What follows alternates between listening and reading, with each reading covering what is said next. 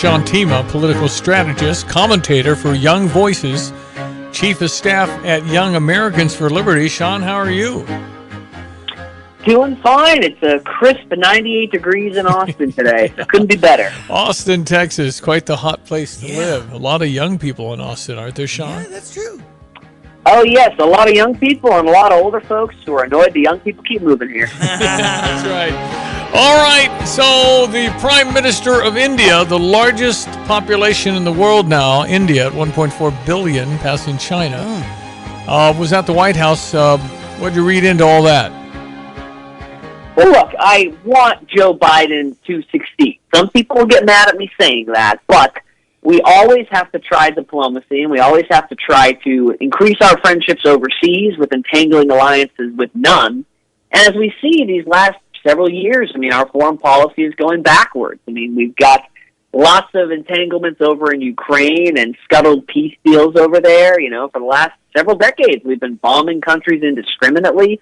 It's time we give peace a chance. It's time we try a little more diplomacy and try and do something that is going to get us in better graces with the Russia, China, and India trilateral partnership. Because, again, while I don't want to intervene and I don't want to have entangling alliances, not a good sign when things are trending with Russia, China, and India becoming better friends and us becoming more on the outskirts. Well, not good at large. It doesn't feel like I've got anything going on with leadership. Am I wrong?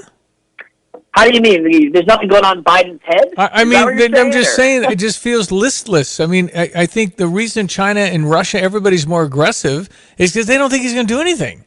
Yeah, no, I agree. And this is the guy, remember, Biden, who has said, God save the Queen, randomly at a gun control speech in Connecticut. I mean, I don't know how much is going on up there. I don't know if he knows what he is going to do when he gets up in the morning. This is the guy, too, who put his hand over his heart for the Indian national anthem before realizing it wasn't the U.S. He brings Hunter Biden to the dinner.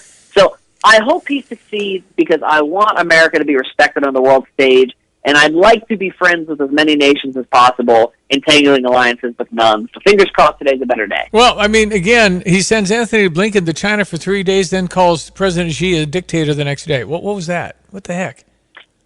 Yeah, I mean, that's just a day in the life of Joe Biden, where his aides have to scramble to correct what he says and what the White House really means. So there's nothing coherent going on. There's nothing consistent going on. And I just hope that at least Modi leaves with some impression of, you know what, there's light at the end of the tunnel. Well, people evolve to strength. They evolved to strength, and right now I don't believe we're showing much of it. And I think whatever you thought of Donald Trump, people were afraid of him, and I didn't mind that. I didn't mind that the other countries weren't going to mess around because they didn't know what he was going to do. I think that's probably a good thing for us. I would agree, and that's a clear difference from being in the real business world, right, and how to project leadership and project strength like Donald Trump did, versus being in the corrupt bargain world that Joe Biden spent 40 years in, living in D.C. and realizing that he can just benefit from backroom deals and then not knowing how to actually run this country like a business instead of running it like his own personal playground. So those chickens come home to roost that way. We're just not. I mean, there's some foundational cracking here, Sean, and it's I know every generation has had its challenge, but there's some troublesome thing going on with all kinds of cultural things, social things, and real security things, with crime not being punished, essentially, and the border being open. I mean, there's some things happening that I pray we can come back from, but I'm thinking there's some real worry here.